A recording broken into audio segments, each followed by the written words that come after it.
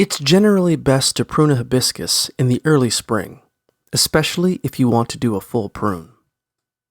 Before pruning your plant, sterilize your pruning tools with rubbing alcohol or a horticultural disinfectant to prevent making your hibiscus sick.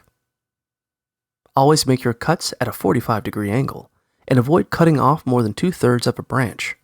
If you're just trying to encourage a little new growth in a young plant, try a light pinch prune.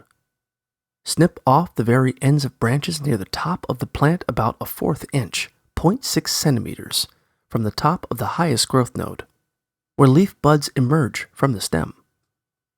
You can also do a selective pruning to cut back branches that are sticking out well beyond the rest and making your hibiscus look leggy.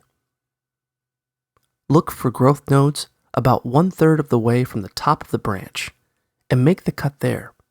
If you notice any dead or diseased branches, cut those off as far down as you have to until you reach healthy green wood.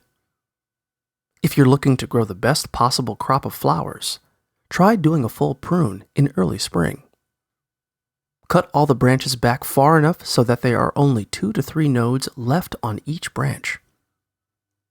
As the growing season progresses, your hibiscus should produce lots of healthy new blossoms and leaves.